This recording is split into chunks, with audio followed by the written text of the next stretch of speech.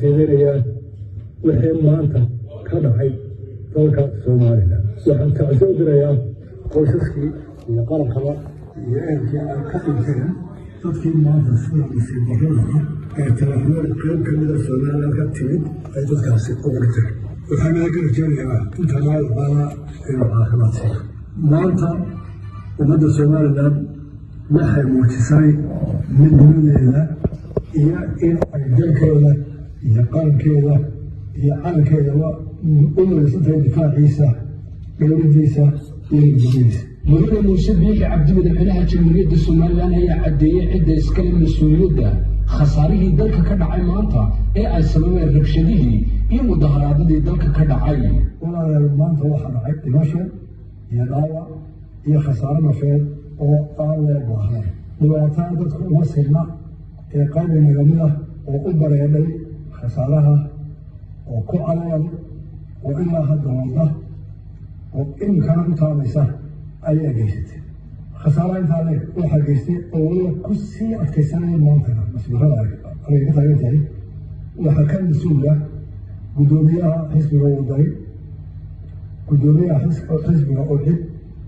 iyo guddoomiyihii hore ee xisbiga wadani su-aashu waxa weeye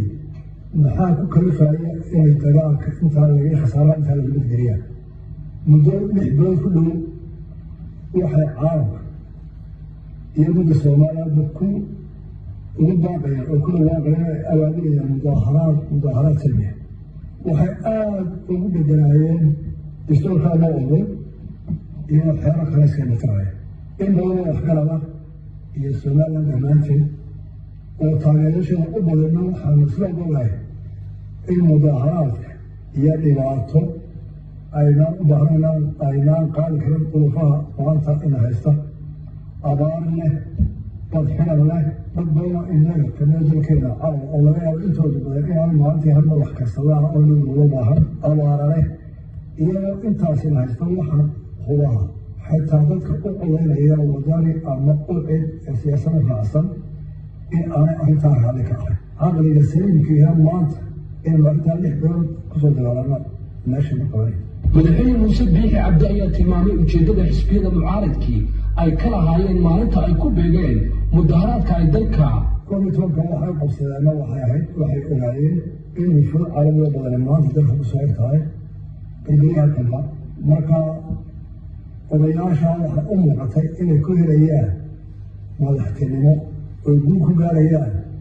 Soomaaliland way qasan tahay oo buuqaa ka jira oo halkaa fursad u arkeen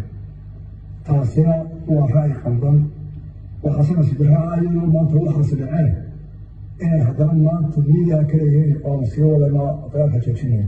waxaan aad ugu kalsoonahay inay ummadii Soomaaliland maanta 6 dowlad diideen inay usoo baxaan boqolkiiba 5 dadkii inay diideen oo nabadii qaateen oo ganacsigooda xireen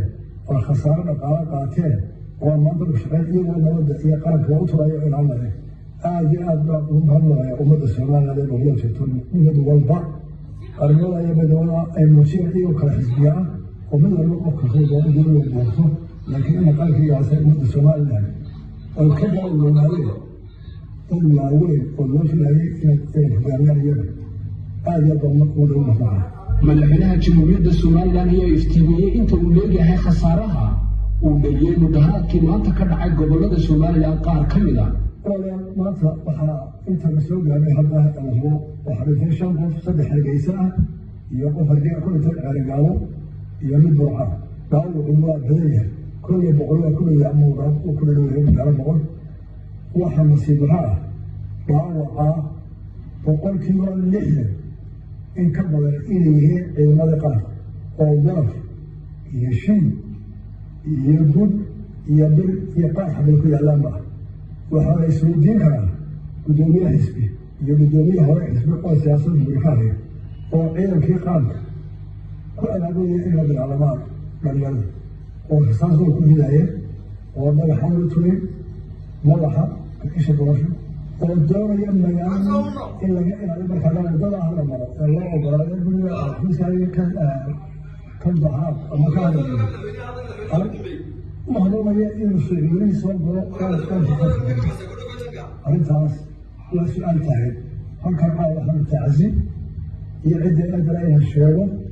وحصرها عدمك وكاريوه أسدره رب كتير بعض وكيلة أو صوت أوتي ولو قايل إليهم حل لنا قرن وكان يقول يقص أو سب علينا ووقع هذا أفقري وكل هذا إن الحل يظهر يقصوية كل على الله سيفها حساب وحساب والله سمعت حساب وهذا أول هالكلام وهذا تقارن سؤال التأثيرية إذا تشخص هذا رقم تمامه قال كلام ما هو رقم الدنيا كان أتصور سؤال ما تقول عليه إنه يصير وقته في دنيا يقصها وهذا أنا عليه شيء عندي في المو يوم ظهرات يقال أوامر الإشارة إن أربعين أو أقولان مظاهرات ووضع مليارات ويتولد مكانها إلى مكان. بدون عديد إسماعيل كي